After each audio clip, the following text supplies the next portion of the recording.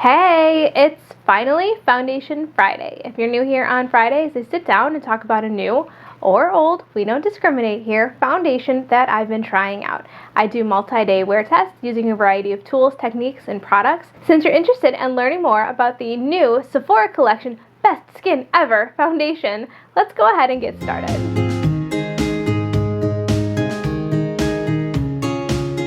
In case you're unfamiliar with Sephora collection, that is Sephora's in-house makeup brand, and this is what Sephora has to say about that. As Sephora's own brand, we flex our extensive industry knowledge to create paycheck-friendly products that perform on par with more spendy ones. So whether you're looking for a ride or die eyeliner or a clean skincare routine that doesn't require a small investment, rest assured, Sephora collection will wow you and your wallet. The Best Skin Ever foundation retails for $20 and you get 0.84 fluid ounces, which is less than a standard foundation. There are 50 shades in this range that go from fair to deep. I picked up the shade 13P, which I do think is a pretty good shade match, but looking at some of the other swatches, I do think there are a few other options that could have been contenders as well.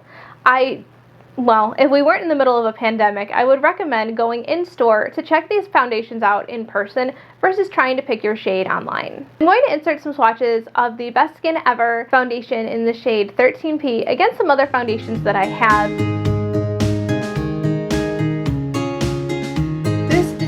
Sephora Collection Best Skin Ever Foundation in the shade 13P. Sephora Collection Clean Glowing Skin Foundation in the shade 3P. Bobbi Brown Skin Longwear Weightless Foundation SPF 15 in the shade Ivory 0.75. The Milani Screen Queen Foundation in the shade 220 Natural Beige. Rare Beauty Liquid Touch Weightless Foundation in the shade 160C. And this is the Nars Soft Matte Complete Foundation in the shade Yukon L2.5. I'll pop on the screen the full description, but I'm really just going to go over some of the claims and the more interesting bits. Some of the highlights about this foundation are that it is a natural finish, medium coverage, long wearing, hydrating, hyaluronic acid, and fragrance free. Medium coverage, natural finish foundation with a long wearing anti-pollution formula that hydrates skin for up to 12 hours and is infused with skincare benefits. It's a liquid formula. Highlighted ingredients: hyaluronic acid, red algae extract, brown algae extract. The Best Skin Ever foundation delivers a second skin effect and provides lasting hydration while covering imperfections.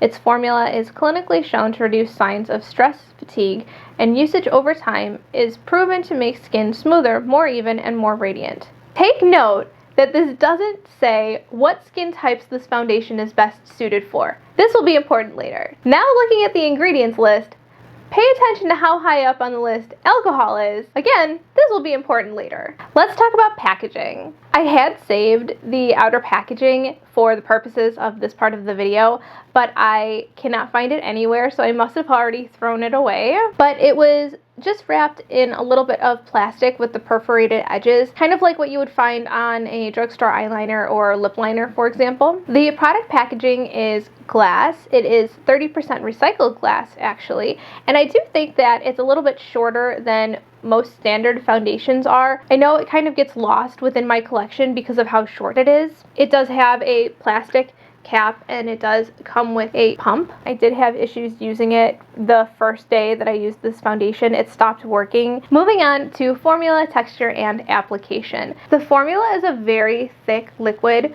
There isn't very much spreading when I move my hand around, and it does dry down relatively quickly, so I do recommend working fast and in small sections. The texture is very smooth and creamy. It does feel very hydrating and smooth when you are touching it. The texture reminds me a lot of the Bite Changemaker foundation, which I no longer have, so I can't reference that right now, but it also reminds me a lot of the Auric Glow Lust. While Sephora does recommend using a brush to apply this foundation, I actually found that to be the worst application method. Using a sponge or my fingers yielded much better results. I found that one pump of this foundation matched my personal preferences, but for the sake of science, I did try using multiple pumps and building this up, and largely found that to be unsuccessful. The Best Skin Ever foundation is supposed to be fragrance free, but I do notice a very faint scent if I go looking for one. It's not readily apparent, and I don't think that most people would even notice that it's there unless you're really trying to smell it. Before getting into my final thoughts, I'm going to insert some clips from my 3-day wear test. I am trying a new style of how I include the wear test footage, so please let me know down below which style you find to be most helpful. The style in this video or the style from previous videos. Day 1 started at 8 a.m. On days that I know I'm going to be doing a wear test, I try not to include new products, especially new skincare products, so I'm able to tell how the foundation is really performing. Overall, I used 1.5 pumps of foundation. I applied the first pump to my fingers, warmed them up, and then I applied that to my face. I focused the majority of the product on the lower half of my face, and anything left over I do take onto the forehead. I take the half pump and I apply that around my face to the areas that weren't sufficiently covered from the first pump. I let it sit underneath my eyes and across my nose for a little bit before blending it out with my fingers. What I noticed after my first application is that I was able to build it to a high, light, low, medium coverage. It didn't do a great job at covering my acne scars, and it didn't stay on my chin at all. It started breaking down above my brows before I even turned the camera off. It gathered a lot around my nostrils and it sunk into my deeper pores, but it did dry down and I was able to touch my face. When I wore a mask, it did take the foundation off of my nose, but no other areas were disturbed by the mask usage. By the end of the night, I had a spontaneous breakout that definitely wasn't there in the morning when I applied the foundation. I had no foundation left on my chin, nose, my upper lip area, and above my brows. But overall, not a bad first day. Day 2 started at 7:40. I primed using my First Aid Beauty and Becca mixture. I used a brush on the left side of my face to apply the foundation. Starting with one pump, I worked it into the bristles and then applied that to my face. It definitely wasn't applying it a medium coverage. It did even out my skin tone and calm down some of my redness though. I pick up a little bit more foundation on my brush and apply it to my cheek where it wasn't covering my acne scars. It ends up looking really heavy after adding that additional product. There's a lot of gathering and cakiness, especially around my nose, and using the brush did cause the foundation to apply more matte. And then there was the pump malfunction. I used what I had on the back of my hand and dot that around my face and blend that out using my dampened Billion Dollar Brows sponge. It blends out really nicely with the sponge, but at a much lower coverage level. Taking a little bit more on my sponge, I do try to build up coverage in my problem areas. Using the sponge made the foundation look a little bit more satin or a little bit more glowy. The foundation still isn't wearing on my chin, but now it's also not applying to my nose. Trying to smooth the caking out from the brush side with the sponge just results in picking up and moving around the foundation. Especially on the brush side, I noticed the foundation is really sitting on top of my skin. The longer I look at the brush side, the more problems I see with it, so eventually I just have to stop trying to fix it. 12 hours later, I'm ready to take it all off. I didn't use any setting powder or spray, and at the end of the night, I have the same problem areas from day 1. There's no foundation left on my chin, my nose, my forehead, or my upper lip. For the most part, my pores are still blurred and my texture looks really nice. There's still some caking around my nose on the brush side that isn't there on the sponge side.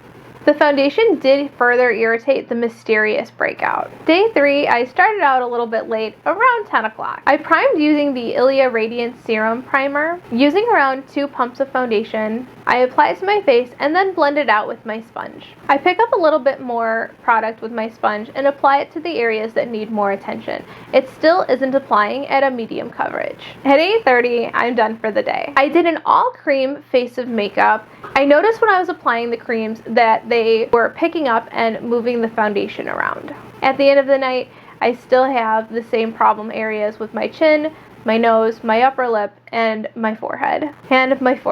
This was the peak wear test day. It was all downhill from here. If you're ever curious about what products I'm using, I do have a detailed breakdown in the description box. I have additional information about my skin type and preferences as well.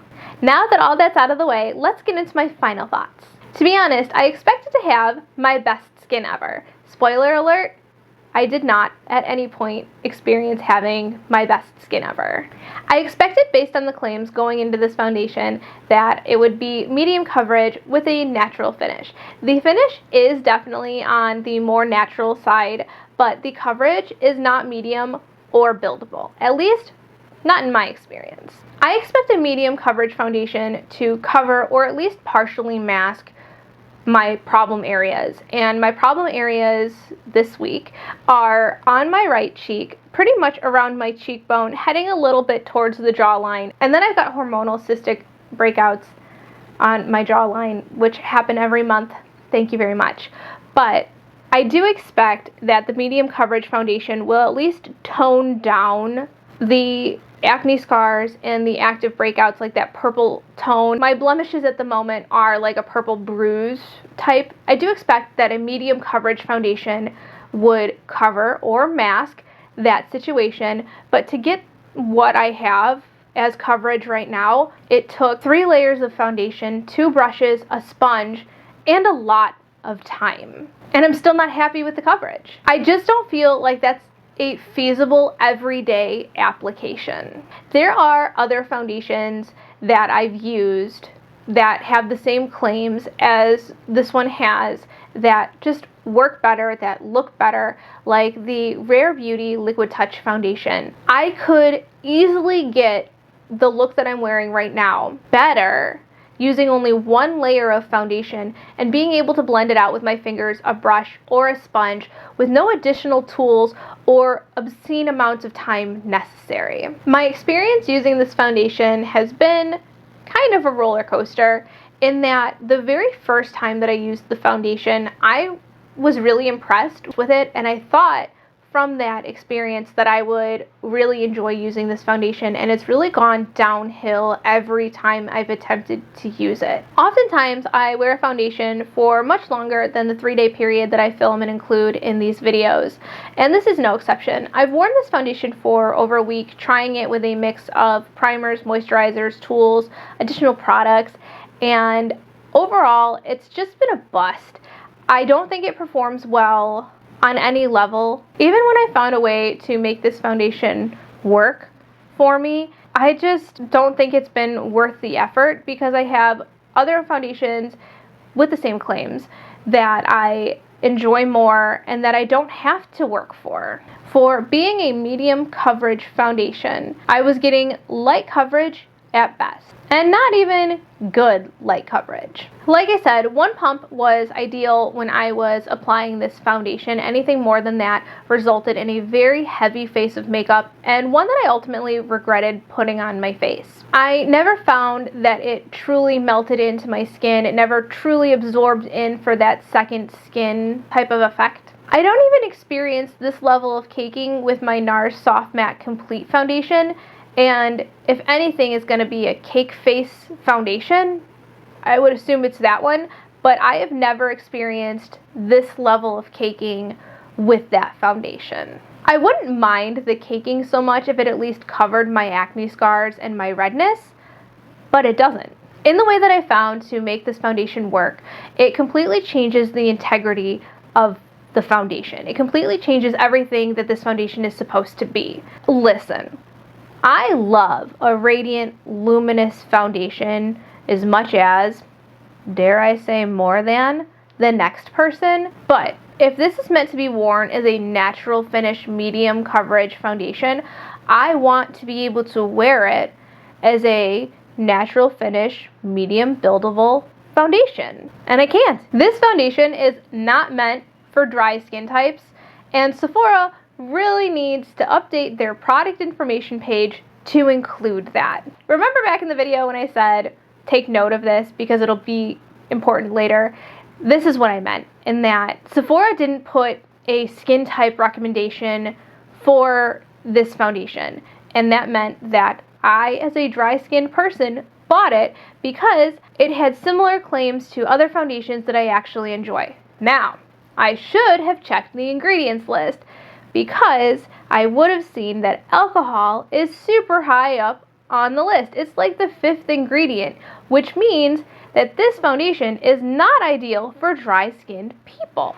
I probably wouldn't have bought this foundation if that information had been in the forefront of the product details, like it is with every other foundation that I've ever done this kind of review on, but whatever. At least I would have saved myself $20. Before I move on to the claims of this foundation, I just want to add in my experience with the pump from my first wear test. When I was using the foundation the first time on that first wear test day and I was filming it, the pump just stopped working. I had done 1-2 squeezes and all of a sudden it just stopped working. I don't know what happened. I shook the foundation, I pumped, and it didn't work, but it overall was not a good sign for my upcoming experience. My issue with the pump has not happened since that first day. Moving on to claim accuracy. Medium coverage. No. Natural finish. Yes. Long wearing. If you call 10 hours long wearing, then yes, but I don't think that it reached the 12-hour mark that it was promised. Anti-pollution. Yes. Hydrates skin for up to 12 hours and is infused with skincare benefits. No, I don't think so. My skin didn't feel tight or anything, but it definitely didn't feel like it was hydrating, especially because it didn't really blend well into my skin. So I'm going to go with no, that it is not hydrating for 12 hours. Delivers second skin effect and provides lasting hydration while covering imperfections. No. Formula is clinically shown to reduce signs of stress fatigue, and usage over time is proven to make skin smoother, more even, and more radiant. I used this for over a week, which is not a long time in terms of skincare benefits, but I don't think that I noticed any of those things to be true. I could have sworn there were more claims, but that's all I can find right now, and I think that's more than enough because I think that it's very clear how I feel about this foundation. There are a few similar foundations that I can think of that I think outperform the Best Skin Ever, in case that was something that you were looking at trying out. So my recommendations above the Best Skin Ever would be the Milani Screen Queen foundation, the Rare Beauty Liquid Touch Weightless foundation, and the Nars Soft Matte Complete foundation. If you're looking to stick with a similar price point of the $20 that the Best Skin Ever is, the Milani Screen Queen is a really good option because it's less money, but it also has more product. It's also the most similar to the Best Skin Ever foundation in texture and formula, except it does everything better than the Best Skin Ever foundation does. I also really like the Rare Beauty foundation in comparison to the Best Skin Ever. It's also medium coverage with a natural finish. The formula is not the same, but I do feel like it is, again, outperforming everything that the Best Skin Ever foundation claims to do. It is medium coverage right out of the bottle. It takes far less foundation to cover everything that you need covered. I just feel like ultimately you're going to get better results using the Rare Beauty foundation, and you can also use a brush, a sponge, or your fingers and get excellent results from any tool that you're using. It's not finicky to work with the way that Best Skin Ever is. The Nars Soft Matte Complete foundation is definitely full coverage and not medium coverage, but in terms of finish, wear time, other benefits that the Best Skin Ever claims to have is all covered in the Nars foundation, and I definitely recommend that one. That is my favorite foundation of all time. So I know that I talk about that one a lot and I recommend it a lot, but it truly is an amazing foundation, and I definitely think that if you are looking for a matte or natural or medium to full coverage foundation, that you will not be disappointed in the Nars foundation. So there's that. I also wanted to throw out there that I think that the Best Skin Ever foundation is very similar to the Bobbi Brown Skin Longwear Weightless foundation. I don't like the name of that foundation. The formula is a little bit thinner, a little runnier on the Bobbi Brown foundation, but other than that, everything else is very similar between the two foundations, and I don't really love the Bobbi Brown foundation. I have similar issues with that one as I have with the Best Skin Ever, except it still outperforms the Best Skin Ever. But if you're someone who has that foundation and really likes it, then you might like the Best Skin Ever. Or if you are looking for Best Skin Ever and don't want that one, but you kind of want to be in the market for a similar foundation, then I think the Bobbi Brown one is very similar, and that one might be worth checking out the reviews on. It didn't do much for me, but maybe it'll do something for you if you're really that interested in it. Who I think would like this foundation is oily skinned people. Mild oily skin, moderate oily skin, super oily skin. I think all of the oily skin will like this foundation. I definitely think that if you have dry skin, you need to pass on this one, but you can check out some of the other natural medium coverage foundations that I did recommend like a minute ago, because those do perform well on dry skin, or I wouldn't be recommending them. But oily skin people, I think, would find the most use in this foundation. It's mattifying, it's mostly long wearing. I think that the natural oils in your skin mixed with the foundation would turn it into what it's claiming to be right out of the bottle. So dry skin people pass, oily skin people pick this up. I think you'll really like it. Overall, I don't see myself getting much more use out of this foundation, especially now that the review video is done. I see this getting pushed to the back of my drawer. I do have it written down that in a few months I do want to try it again in the summer months and see if it does change with my oilier skin. Not that it gets much oilier in the summer, but it gets a little oilier in the summer. I get a little bit sweatier in the summer. So I'm wondering if those kind of changes will make a difference with the foundation. But other than that, I don't see myself using this again. I might try to pass this off on someone else that comes to mind that has a skin type that I think would react well with this one, but it's definitely not something that I plan on keeping around much longer. As it stands right now, this foundation is a definite no for me. I hope you enjoyed this review. If you did, please give the video a thumbs up. If you have any other videos that you'd like to see from me, or any other foundations you'd like me to check out, definitely let me know down below. And don't forget to subscribe if you haven't already. Thank you so much for hanging out with me today. I will catch you again very soon in my next video.